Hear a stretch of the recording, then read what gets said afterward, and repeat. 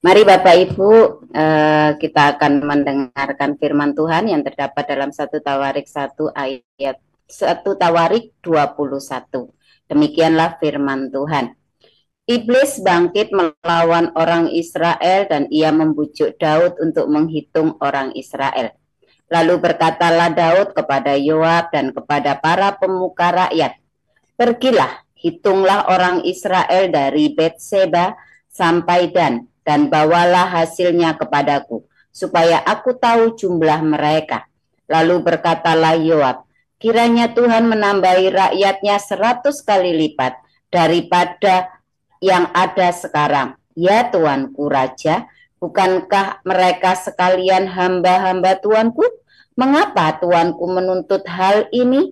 Mengapa orang Israel harus menanggung kesalahan oleh karena hal itu?" Namun titah raja itu terpaksa diikuti oleh Yoab. Maka pergilah Yoab menjelajahi seluruh Israel, kemudian kembali ke Yerusalem. Lalu Yoab memberitahukan kepada Daud hasil pendaftaran rakyat.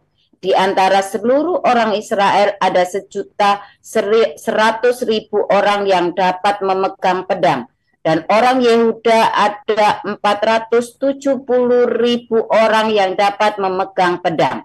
Orang Lewi dan Benyamin tidak dimasukkannya dalam pendaftaran, sebab titah raja itu dianggap keji oleh Yoab. Tetapi hal itu jahat di mata Allah, sebab itu dihajarnya orang Israel. Lalu berkatalah Daud kepada Allah, "Aku telah sangat berdosa karena melakukan hal ini. Maka sekarang jauhkanlah kiranya kesalahan hambamu, sebab perbuatanku itu sangat bodoh." Tetapi berfirmanlah Tuhan kepada Gad, "Lihat Daud, pergilah, katakanlah kepada Daud, pergilah firman Tuhan. 3 perkara kuhadapkan kepadamu. Pilihlah salah satu daripadanya, maka aku akan melakukannya kepadamu." Kemudian datanglah Gad kepada Daud. Lalu berkatalah ia kepadanya, "Beginilah firman Tuhan, haruslah engkau memilih 3 tahun kelaparan atau 3 bulan lamanya melarikan diri dari hadapan lawanmu, sedang pedang musuhmu menyusul engkau. Atau 3 hari pedang Tuhan, yakni penyakit sampar, ada di negeri ini. Dan malaikat Tuhan mendatangkan kemusnahan di seluruh daerah orang Israel. Maka sekarang timbanglah, jawab apa yang harus kusampaikan kepada yang mengutus aku." Lalu berkatalah Daud kepada Gad, "Sangat susah hatiku, biarlah kiranya aku jatuh ke dalam tangan Tuhan, sebab sangat besar kasih sayangnya. Tetapi janganlah aku jatuh ke dalam tangan manusia." Jadi Tuhan mendatangkan penyakit sampar kepada orang Israel, maka tewaslah dari orang Israel 70.000 orang. Pula Allah mengutus malaikat ke Yerusalem untuk memusnahkannya, dan ketika hendak dimusnahkannya, maka Tuhan melihat, lalu menyesallah ia karena malapetaka yang hendak didatangkannya itu. Lalu berfirmanlah ia kepada malaikat pemusnah itu, "Cukup, turunkanlah sekarang tanganmu itu." Pada waktu itu malaikat Tuhan itu sedang berdiri dekat tempat pengirikan ornan orang Yebus. Ketika Daud mengangkat mukanya, maka dilihatnya lah malaikat Tuhan berdiri di antara bumi dan langit, dengan di tangannya pedang terhunus yang diacungkan ke atas Yerusalem. Lalu dengan berpakaian kain kabung, sujudlah Daud dan para tua-tua. Dan berkatalah Daud kepada Allah, "Bukankah aku ini yang menyuruh menghitung rakyat, dan aku sendirilah yang telah berdosa dan yang melakukan kejahatan? Tetapi domba-domba ini, apakah yang dilakukan mereka? Ya Tuhan Allahku, biarlah kiranya tanganmu menimpa aku dan kaum keluargaku, tetapi janganlah tulah menimpa umatmu." Kemudian malaikat Tuhan menyuruh Gad mengatakan kepada Daud bahwa Daud harus pergi untuk mendirikan mezbah bagi Tuhan di tempat pengirikan ornan orang Yebus itu. Lalu pergilah Daud sesuai dengan perkataan Gad yang diucapkannya demi nama Tuhan. Ornan sedang mengirik gandum ketika ia memalingkan diri. Dilihatnya lah malaikat itu, keempat anaknya yang Ketika Daud sampai kepada Ornan, maka Ornan mengangkat mukanya dan melihat Daud. Ia dari tempat pengirikan. Kemudian sujudlah ia kepada Daud dengan mukanya ke tanah. Berkatalah Daud kepada Ornan, berikanlah kepadaku tempat pengirikan ini, supaya aku mendirikan di sini mezbah bagi Tuhan. Baiklah, berikanlah itu kepadaku dengan harga penuh, supaya tulah ini berhenti menimpa rakyat. Jawab Ornan kepada Daud, ambillah dan baiklah tuanku raja melakukan apa yang dipandangnya baik. Lihatlah, aku berikan lembu ini untuk korban bakaran dan eretan-eretan pengiri ini untuk kayu bakar dan gandum untuk korban sajian. Semuanya itu kuberikan. Tetapi berkatalah Raja Daud kepada Ornan, bukan begitu, melainkan aku mau membelinya dengan harga penuh, sebab aku tidak mau mengambil milikmu untuk Tuhan, dan tidak mau mempersembahkan korban bakaran dengan tidak membayar apa-apa. Maka Daud memberikan kepada Ornan sebagian bayaran tempat itu emas seberat 600 sikal. Lalu Daud mendirikan di sana mezbah bagi Tuhan, mempersembahkan korban bakaran dan korban keselamatan, dan memanggil Tuhan. Maka Tuhan menjawab dia dengan menurunkan api dari langit ke atas mezbah korban bakaran itu. Lalu berfirmanlah Tuhan kepada malaikat itu supaya dikembalikannya pedangnya ke dalam sarungnya. Pada waktu itu juga Daud mempersembahkan korban di sana. Ketika ia melihat bahwa Tuhan telah menjawab dia di tempat pengirikan Ornan orang Yebus itu. Kemah suci yang dibuat Musa di padang gurun dan mezbah korban bakaran pada waktu itu ada di bukit pengorbanan di Gibeon. Tetapi Daud tidak berani pergi ke sana berhadapan dengan Allah untuk menanyakan petunjuknya, sebab ia takut kepada pedang malaikat Tuhan itu. Amin. Demikianlah firman Tuhan. Ya, silakan dilanjut Pak Mulya. Saya akan melanjutkan pembacaan firman Tuhan dari 2 Korintus 12 ayat 1 sampai dengan 12. Aku harus bermegah sekalipun memang hal itu tidak ada faedahnya, namun demikian aku hendak memberitakan penglihatan-penglihatan dan penyataan-penyataan yang kuterima dari Tuhan. Aku tahu tentang seorang Kristen 14 tahun yang lampau, entah di dalam tubuh aku tidak tahu, entah di luar tubuh aku tidak tahu, Allah yang mengetahuinya. Orang itu tiba-tiba diangkat ke tingkat yang ketiga dari surga. Aku juga tahu tentang orang itu, entah di dalam tubuh, entah di luar tubuh, aku tidak tahu. Allah yang mengetahuinya. Ia tiba-tiba diangkat ke Firdaus, dan ia mendengar kata-kata yang tak terkatakan, yang tidak boleh diucapkan manusia. Atas orang itu aku hendak bermegah, tetapi atas diriku sendiri aku tidak akan bermegah selain atas kelemahan-kelemahanku. Sebab sekiranya aku hendak bermegah juga, aku bukan orang bodoh lagi, karena aku mengatakan kebenaran. Tetapi aku menahan diriku, supaya jangan ada orang yang menghitungkan kepadaku lebih daripada yang mereka lihat padaku, atau yang mereka dengar daripadaku. Dan supaya aku jangan meninggikan diri karena pernyataan-pernyataan yang luar biasa itu, maka aku diberi suatu duri di dalam dagingku, yaitu seorang utusan iblis untuk mengocoh aku, supaya aku jangan meninggikan diri. Tentang hal itu, aku sudah 3 kali berseru kepada Tuhan, supaya utusan iblis itu mundur daripada aku. Tetapi jawab Tuhan kepadaku, cukuplah kasih karuniaku bagimu, sebab justru dalam kelemahanlah kuasaku menjadi sempurna. Sebab itu terlebih suka aku bermegah atas kelemahanku, supaya kuasa Kristus turun menaungi aku. Karena itu aku senang dan rela di dalam kelemahan, di dalam siksaan, di dalam kesukaran, di dalam penganiayaan dan kesesakan oleh karena Kristus. Sebab jika aku lemah, maka aku kuat. Sungguh aku telah menjadi bodoh, tetapi kamu yang memaksa aku. Sebenarnya aku harus kamu puji, karena meskipun aku tidak berarti sedikit pun, namun di dalam segala hal aku tidak kalah terhadap rasul-rasul yang luar biasa itu. Segala sesuatu yang membuktikan bahwa aku adalah seorang rasul telah dilakukan di tengah-tengah kamu dengan segala kesabaran oleh tanda-tanda, mukjizat-mukjizat, dan kuasa-kuasa. Sebab dalam hal manakah kamu dibelakangkan dibandingkan dengan jemaat-jemaat lain selain daripada hal ini, yaitu bahwa aku sendiri tidak menjadi suatu beban kepada kamu. Maafkanlah ketidakadilanku ini. Sesungguhnya sekarang sudah untuk ketiga kalinya aku siap untuk mengunjungi kamu, dan aku tidak akan merupakan suatu beban bagi kamu, sebab bukan hartamu yang kucari, melainkan kamu sendiri. Karena bukan anak-anak yang harus mengumpulkan harta untuk orang tuanya, melainkan orang tualah untuk anak-anaknya.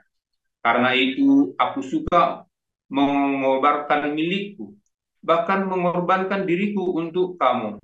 Dan jika aku sangat mengasihi kamu, masakah aku semakin kurang dikasihi? Baiklah, aku sendiri tidak merupakan suatu beban bagi kamu, tetapi kamu katakan, dalam kelicikanku aku telah menjerat kamu dengan tipu daya. Jadi, pernahkah aku mengambil untung daripada kamu oleh seorang di antara mereka yang kuutus kepada kamu? Memang aku telah meminta Titus untuk pergi dan bersama-sama dengan dia aku mengutus saudara yang lain itu. Adakah Titus mengambil untung daripada kamu? Tidakkah kami berdua hidup menurut roh yang sama? Dan tidakkah kami berlaku menurut cara yang sama? Sudah lama agaknya kamu menyangka bahwa kami hendak membela diri di depan kamu. Di hadapan Allah dan demi Kristus kami berkata, semua ini saudara-saudaraku yang kekasih terjadi untuk membangun iman kamu. Sebab aku khawatir bahwa apabila aku datang, aku mendapati kamu tidak seperti yang kuinginkan, dan kamu mendapati aku tidak seperti yang kamu inginkan. Aku khawatir akan adanya perselisihan, iri hati, amarah, kepentingan diri sendiri, fitnah, bisik-bisikan, keangkuhan, dan kerusuhan. Aku khawatir bahwa apabila aku datang lagi, Allahku akan merendahkan aku di depan kamu, dan bahwa aku akan berduka cita terhadap banyak orang di masa yang lampau berbuat dosa dan belum lagi bertobat dari kecemaran, percabulan, dan ketidaksopanan yang mereka lakukan. Demikianlah firman Allah. Ya, terima kasih kepada para lektor pada pagi hari ini, Pak Mulia dan Bu Rumiasi. Kita akan mendengarkan renungan embun pagi dengan judul Tai Chi Master oleh Dr. Joseph Paul Jang, Gembala kita. Kepada Pastor Paul, silakan Pak. Haleluya, firman Tuhan selalu baru setiap hari ketika kita menanti-nantikan Tuhan dengan penuh cinta, dengan penuh pengharapan. Saudara, belajar Tai Chi Master itu, ya Tai Chi ya, seharusnya kalau orang belajar Tai Chi, terus kalau dia berkelahi berkelahi gitu ya, harusnya menang orang yang belajar Tai Chi, saudara. Mau lawan jurus apapun. Karena prinsip Tai Chi itu, ya kalau orang belajar kungfu itu menyedot tenaganya lawan, saudara. Jadi semakin tenaganya lawan itu semakin hebat, semakin sakti mandragunanya lawan, maka makin kebanting dia. Karena ilmunya dia, jurusnya dia pasti kesedot sama orang yang belajar Tai Chi dengan benar-benar ini. Ya itu prinsip ilmu kungfu Tai Chi ya, saudara. Teorinya begitu, teorinya, saudara ya. Tapi kalau Anda lihat di YouTube itu, semua orang yang katanya guru Tai Chi begitu tarung sama petarung karate yang gitu ya, Kyokushinkai atau MMA apa sih Buakau itu ya. Pasti yang guru Tai Chi ini langsung sekali saja jeblak saudara, digebuk sekali. Padahal itu wah kelihatannya hebat ya. Wah sampai daunnya itu bisa sampai terbang semua kalau dia pakai jurus ya. Tapi begitu dikaplok sama orang yang belajar MMA saudara atau sama petarung jalanan langsung kelepak saudara. Dulu Ya, ini cerita orang Kelai ini saudara ya, cerita orang Kelai. Jangan panas bagi-bagi cerita orang Kelai. Ada orang-orang yang katanya apa? Katanya ini, oh ini jago kungfu nih. Oh gitu ya, jago kungfu dia sesumbar, dia petakilan, dia tunjukkan jurus-jurusnya di rumah kami gitu ya, saudara ya. Terus sama ada anak muda satu ya, saudara ya, nakal ya. Lagi dia kungfu begitu, kakinya diserimpung, saudara. Pura-pura lagi ngambil minuman, kakinya disenggol, jatuh jublak, saudara ya.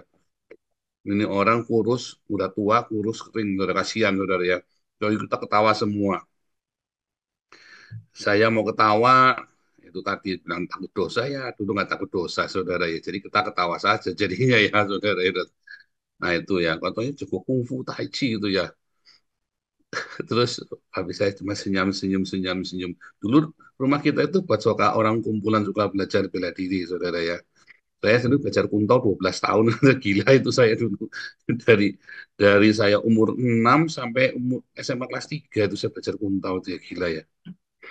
Iya, 12 tahun bener ya. 12 tahun itu saya belajar, gila ya. Itu tempat kita kumpulan. Jadi kalau bilang orang, saya belum pernah lihat ya, kecuali adiknya mami saya itu belajar tenaga dalam itu ya. Sampai kalau dia 5 meter gitu, kalau dia belajar dulu itu apa namanya, jendela itu bisa rrrr gitu ya. Terus dia tarik nafasan, dia turun lagi rrrr gitu ya. Bisa bisa bergetar di jendelanya ya. Itu benar-benar belajar kungfu dia, saudara. Nah terus tapi dia suruh berkelahi nggak berani. Saya sampai gaduh-gaduh kepala ya, misalnya kelahi gitu ya.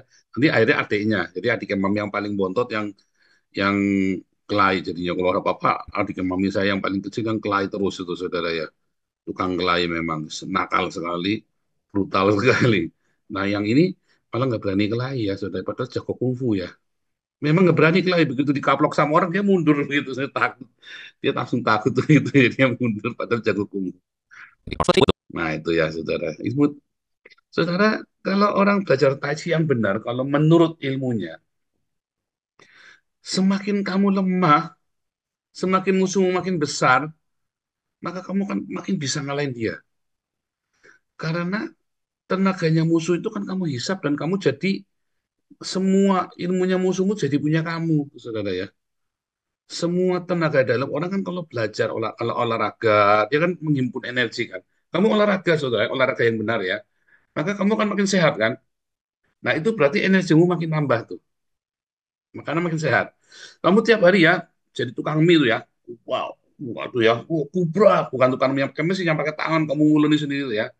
Kan kamu harus nafasmu harus kamu atur. Kalau nggak kamu ngos-ngosan saudara nguleni mie itu. Nguleni mie itu berat ya. Nguleni itu bikin mie terus ditarik gitu ya, pakai tangan ya. Pakai jarimu tarik, wrrt, terus dia langsung panjang begitu ya. Terus hajar lagi, terus pakai jarimu dicapik lagi mie-nya itu kan. Itu kamu harus atur nafasmu, saudara. Itu makin kamu makin kamu latihan itu, kamu tuh tenaga di dalammu itu makin besar. Makanya tukang mie itu, walaupun kelihatannya badannya kecil ya, mau yang perempuan, mau yang laki-laki, tukang bikin mie itu ya, itu kalau ngaplok gitu, saudara, ya sakit, saudara. Ngaplok sakit. Ya, dibanding kayak orang-orang kantoran begitu, tukang mie kalau ngaplok, biar perempuan ngaplok ya sakit, saudara. Kalau orang tukang jagal ya, yang tukang yang pakai manual ya, yang selalu cepuak gitu ya, tukang jagal babi itu ya. Kalau yang modern kan enggak ya. Kalau tukang modern kan sekarang pakai tongkat, depannya ada pakunya ditembak jedor begitu ya kalau sekarang ya. Kalau dulu kan enggak, susah pakai tangan begini gitu. Tukang jagal babi itu di Tegal itu ada tukang jagal babi dulu di perempatan itu ya, perempatan apa namanya jalan apa mah, itu pokoknya ada tukang jagal babi. Itu badannya sini gede-gede, saudara. Tukang jagal babi itu ya, babi sehat. Hmm. Nah itu badannya gede-gede, saudara. Ya kelihatannya gembul begitu, tapi tangannya semua jadi semua sini ya, saudara ya. Itu namanya kungfu tuh. Itu belajar kungfu tuh begitu tuh. Dia harus ngikutin. Nah, orang yang belajar tai chi, kalau ketemu orang begitu, saudara ya, maka tenaganya dia disedot sama dia. Makin lama dia bertarung, tenaganya dia makin kesedot sampai dia tuh terengah, tenaganya si orang tai chi makin banyak. Nah, itu saudara. Nah, sebenarnya ilmu tai chi ini kan ilmu di dalam agama Tao, saudara ya. Filosofi agama Tao, sebuah ritual penyembahan, saudara. Tai Chi itu sebuah ritual penyembahan kepada dewa. ya, kepada dewa langit dan dewa bumi. Itu sama ya, itu dasar dari agama. Ya, dewa langit dan penyembahan.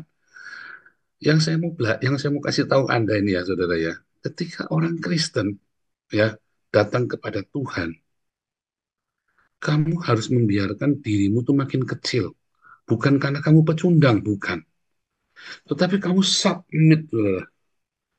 Kamu menundukkan segala kebisaanmu, kehebatanmu kepada Tuhan. Walaupun kamu sakti mandraguna, kamu pendidikannya tinggi, apa segala macam, dengan pendidikan itu, kamu merendahkan diri kepada Tuhan. Bukan memperbodoh diri, bukan, saudara ya. Tapi kamu merendahkan diri kepada Tuhan, harga dirimu yang hebat itu, bukan ilmunya kamu jadi goblok. Kalau kamu jadi Islam, kamu profesor, doktor, kompresor, bocor semua, saudara. Tapi kalau kamu menjadi seorang pengikut Kristus, sekalipun kamu doktor, kamu ahli kimia, jagoan apapun, arsitek, orang kaya,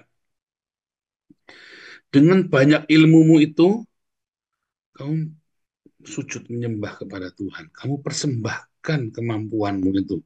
Kamu tetap berilmu, kamu tetap logis, tetap rasional, tetap kritis, ya. Tetapi kamu persembahkan, iya Tuhan, ini yang aku punya, aku serahkan kepadamu. Kelihatannya kamu jadi lemah. Kok harga diriku, aku ini profesor loh, doktor, kompresor jebol. Aku ini konglomerat loh. Aku ini, saya waktu full time yang kedua saya sombong, saudara. Dulu full time yang pertama saya bekas orang kere, jadi ya saya kere saja. Di apa-apain saya merendah. Full time saya balik lagi ke gereja yang kedua yang ke Betan itu ya, dengan kesombongan, saudara. Saya punya ini, saya punya itu, saya bisa ini, bisa itu. Kebisaan saya itu, padahal waktu saya pas kuliah, saya bisa saja sekolah S2 apa segala macam, ada dapat beasiswa. Tapi saya menyerahkan sama Tuhan. Ya, saudara ya. Keren ya, menyerahkan sama Tuhan. Karena bisanya mung itu top. Jadi menyerahkan kepada Tuhan lebih gampang. Ya enggak? Kalau kamu, ya, ini contoh nih ya, contoh ya. Kamu punya uang 10.000, saudara. Terus tiba-tiba kamu punya uang mumungnya 10.000. Terus tiba-tiba temenmu nggak punya uang. Eh, aku mau pinjemin 10.000. Walaupun kamu jengkel, kasih nggak 10.000? Ya 10.000, saudara, kasih. Walaupun kamu jengkel duit mumungnya, saudara ya. Tapi kalau kamu punya 1 miliar, ya, terus adikmu bilang, Mbak, tolong 1 miliar aku pinjem. Kasih nggak, saudara? Nggak mungkin. Nggak mungkin. Kalau 100 juta, nggak apa-apa dikasih. 500 juta kasih. Tapi kamu punya 1 miliar, 1 miliarnya mau diambil semua. Nggak mungkin dikasih, goblok kamu kalau ngasih, saudara.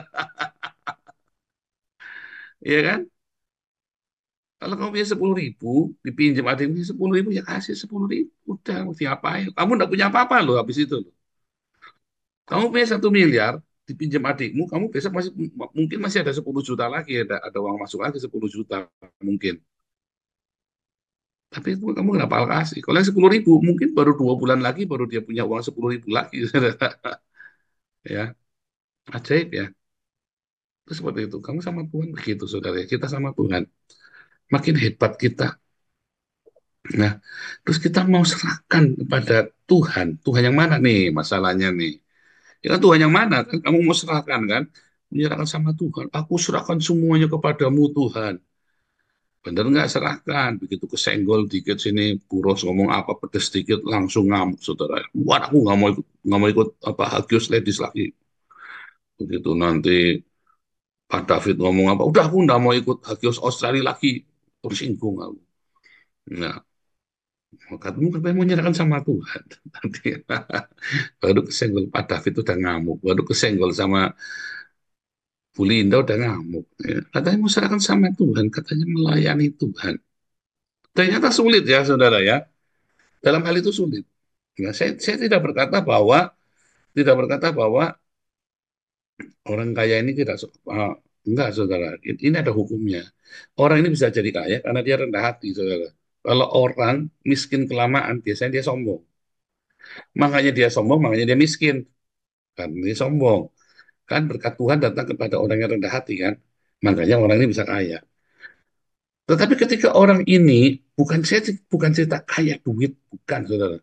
Orang ini punya pengetahuan, orang ini punya pangkat, punya status sosial. Itu loh. Kalau punya duit belum tentu dia sombong, ya. Punya duit belum tentu sombong. Orang punya uang itu belum tentu sombong ya. Banyak orang punya uang diam-diam dia nggak mau bilang karena dia tahu kalau dia cita-cita ntar diutangi nanti. Kayak Pak Enardo itu rajin diutangi sama orang. Pada saya sering cerita Pak Enardo punya sarang walet, saya juga salah ceritanya. Cuma saya bilang Pak Enardo, saya sengaja Pak, jangan diutangi Pak. Tidak boleh, kan buat pancingan. Siapa ternyata aktivis kita yang masih suka utang-utang. Ya kan langsung ketebak semua. Berarti kan selama ini saya memberitakan firman Tuhan, Anda masuk kiri, keluar kanan, Anda ikut kelas-kelas semua evangelis, apologetik, sampai semua kelasnya lengkap, masih suka utang-utang, masuk kiri, keluar kanan, kan kurang ajar, saudara. Berarti kan selama ini kan kamu, tadi yang Paulus bilang ya, Allah merendahkan aku di hadapan kamu, karena kamu ternyata tidak sama, kamu tidak berkualitas sama sekali, kamu dengar firman Tuhan, tapi nggak ada yang praktek kan. Nggak ya, saya nggak jebak, cuma memang apa namanya saya cerita saja ya bagaimana Kainardo ini kesenyum-senyum saya bilang gimana ya Pak ya. Ya, jangan diutangi Pak, nggak boleh Pak. Kalau Kainardo ngutangin Kainardo nanti menjerumuskan mereka Pak. Kalau mau ngasih ngasih aja, kalau Kainardo ada kasih kasih saja, kalau bilang nggak mau nggak ada ya nggak ada, bilang tegas tegas Pak, bilang nggak usah marah juga. Nggak apa, nggak usah marah, kita juga saya pernah susah, saya tahu rasanya. Ya, kita bukan menghina, ya saudara, ya, bukan. Tapi ini buat kebaikan. Kamu dengar firman Tuhan, lakukan, saudara. Pak, tapi kan kita jadi deg-degan. Iya, saudara. Deg-degan lemah, kita akan deg-degan, kan. Kamu pikir saya nggak deg-degan, saudara? Tiap hari kita buka proyek di Eropa ini. Kamu pikir saya nggak deg-degan? Ya, deg-degan, sama, saudara. Cuma dalam kelemahan saya ini, yang kita nggak tahu besok mau jalan terus apa enggak. Sementara kita semua tabungan pribadi sudah masuk untuk proyek Eropa, saudara ya. Ya, tabungan anak saya itu semua, anak saya kerja, magang kan dapat uang. Semua tabungannya kita pakai buat proyek Eropa ini, saudara ya. Oh, pikir saya nggak deg-degan, deg-degan, saudara ya. Kemarin sampai mobil kita korban ya. Mungkin kaget ya, capek ya. Sebulan kita, 1 bulan kita bisa, kalau sehari 300 kilo, pulang pergi kan sehari saya 300 sampai 350 kilo. Seminggu saja minimum, saudara. Seminggu minimum 1.000 kilo. Ya, bisa 1.500 kilo seminggu. 1 bulan kita sudah 6.000 kilo itu, saudara. Ya, 1 bulan. Kita sudah 6 bulan, saudara. Ya, 6 bulan berarti kan 30.000, 6.000 kilo kan. Gila ya. Tetapi di dalam kelemahan kita itu, saudara ya, di dalam kelemahan kita, saya nggak mau sok-sokan, wah kita ini hebat, enggak. Kita juga punya rasa khawatir, ya punya deg-degan juga. Kelemahan, iya kelemahan. Tetapi saya bilang ya, sampai bilang sama anak bolak-balik, harusnya kita udah tenang ya. Kita kemarin nggak usah buka proyek tenda, kita sudah tenang, kita nggak terpikir macam-macam. Kalau sekarang kita ngap tiap ya standby. Tetapi di dalam kelemahan kita, saudara, saya baru nyadar, iya ya, saya tuh tahun kemarin tuh saya burn out loh, saudara. Saya tuh benar-benar males, mau ngapa-ngapain aja males. Makanya kan saya sering telat kan, untuk apa namanya, live segala macam. Saya benar-benar kayak habis tenaganya tuh habis. Ya, tidak antusias, ya tidak antusias. Saya cuma antusias ngajar Hagios Bible College sama kelas profetik. Ya, yang lain itu saya benar-benar, aduh, sudah benar pengen muntah, saudara ya. Kerjakan tiap hari. Padahal saya senang ya. Ini kerjaan yang paling nikmat yang saya pernah kerjakan, saudara ya. Tetapi saya harus burn out tiba-tiba saja burn out ya. Tiba-tiba saja burn out. Entah kenapa. Padahal saya suka pekerjaan ini. Tetapi itu, saudara ya. Tiba-tiba kita bikin proyek DNH, proyek deg-degan. Akhirnya saya bangun. Karena deg-degan tiap hari, saya tiap pagi ngelilir ya. Jehovah Shalom. Ngelilir mesti saya Jehovah Shalom. Minta damai sejahtera Tuhan. Ngelilir saya bilang Jehovah Jireh. Itu tengah malam jam 3 pagi saya ngelilir kan. Nggak sengaja bangun gitu ya. Jehovah Jireh. Saya selalu bilang ya, begitu ngelilis, saya bilang, Jehovah Shalom. Dan tiba-tiba yang burnout itu, ya, ya masih burnout ya, apa-apa masih, aduh. Tetapi ya dipaksa terus ya, didorong terus. Mau nggak mau kudu jalan, mau nggak mau saya kudu pak. Terus saya jadi ingat Daud ya, saya jadi ingat Daud. Daud itu menikmati masa tuanya dengan kesuksesan dia, hidup baik-baik saja, tenang. Akhirnya malah celutak di titik gatel, saudara ya, sama istri tetangga. Saya kaget, saudara. Saya ingat, iya ya Tuhan. Tuhan pakai saya begini supaya saya gerak terus, supaya saya keluar dari rumah, supaya saya mulai nggak jangan makan nasi, supaya saya fit terus, supaya saya mulai kemudian jalan ya, mulai jalan sehari 10.000 langkah. Saya mulai itu aktivitas segala macam. Tiba-tiba sedikit-sedikit burnoutnya hilang, saudara ya. Saya udah mulai melanjutkan ya, saya lanjutkan nulis buku ya. Saya lanjutkan nulis buku lagi. Aduh, keren buku kita ya, saudara ya. Kita lagi nulis buku keren-keren ya. Ada 8 buku kita tulis ya. Nanti kita terbitkan. Sudah sebagian sudah dibuat ya, sama dibantu sama Yusak segala macam. Dokter Sumantri, Roweli bantu kita ya, saudara ya. Nah, ini kita ada ini ya. Nah, sebentar, jam berapa ini saya akan ngomong ntar. Oh ya, 5 menit lagi ya. Jadi, ketika kamu merasa lemah, ketika kamu merasa, aduh, imanku nggak nyampe, memang nggak nyampe, nggak apa-apa, jalanin saja, saudara ya. Jangan dipikir, oh dipikir memang nggak ada yang nyampe. Kalau dipikir saya juga nggak nyampe, ya. Orang saya hidup tanpa outgoing itu tunjangan sosial dari pemerintah. Ya, dari hari pertama saya asilum saya granted dan saya dapat paspor Belanda, saya nggak pernah, sampai saya jadi warga negara Belanda ya, saya nggak pernah sekalipun minta uang sama pemerintah, nggak pernah, saya jalanin sendiri. Tiba-tiba 2 tahun saya ditagih pajak 2 tahun 5.000 sampai sampai yang lima, ya. Hah? Sampai klenger sih katanya, ada sampai klenger 5.000 euro. 5.000 euro itu berapa, saudara? 100 juta. Ditagih pajak saya sampai kaget. Ditagih pajak 100 juta. Bukannya saya sudah nggak mau terima tunjangan sosial, saya tolak, malah ini saya ditagih pajak 5.000 euro, katanya ini, saya sampai bingung duit dari mana 5.000 euro, perasaan kita nggak punya duit segitu. Ya, nah ini lagi diurus anak saya. Ya, itu bukan masalah ya. Kalau pajak itu bukan masalah karena apa namanya, pajak itu kalau misalnya pemerintah salah juga dikembalikan ke kita. Tapi ya masalahnya sekarang kudu bayar dulu itu loh. Pasti dikembalikan kalau salah. Cuman kita kudu bayar dulu. Nah itu cilakanya itu. Nah, lagi anak saya lagi ngurus itu ya sama si Pak Isri. Kebetulan sekolahnya dia kan memang bagian itu ya, ngurusin itu gitulah pokoknya, ngurusin ekonomi, ngurus keuangan, pembukuan, pajak. Nah, jadi dia lagi urusin biar dia juga pintar. Kalau saya mah tanya juga bingung, kenapa saya bisa keluar segitu? Oh ini karena begini, karena begitu. Buh, saya nggak ngerti. Pakai bahasa Belanda pula kan ngomongnya kan. Si pemerintah, si tukang pajaknya itu udah kagak ngerti lah dah.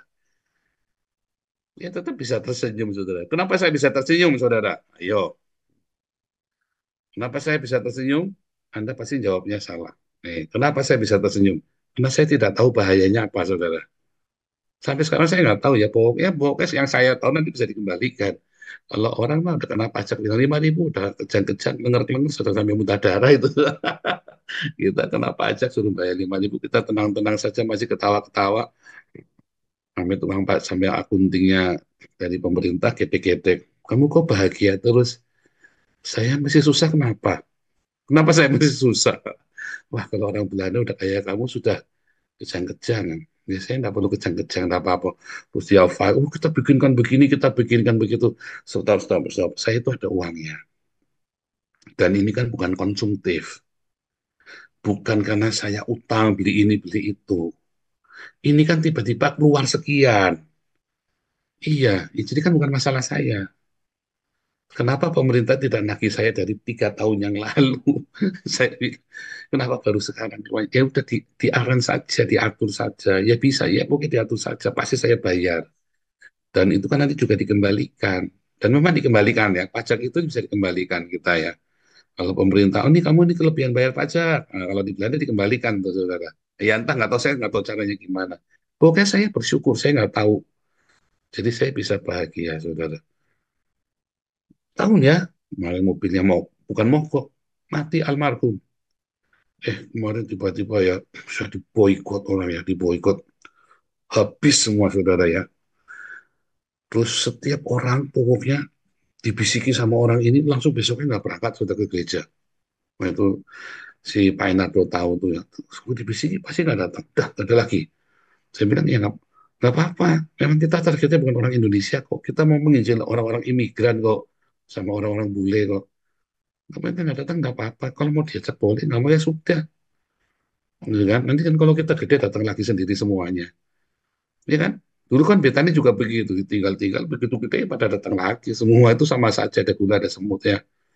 Tenang saja, nggak apa-apa. Itu kan bisnis gereja memang begitu. Ya kan? Warung kan begitu. Kalau buka warung kan, buka toko kan juga begitu di Vita-Vita. Kalau kita bagus kan orang tetap datang lagi ke langganan itu kan. Sama saja. Gitu ya.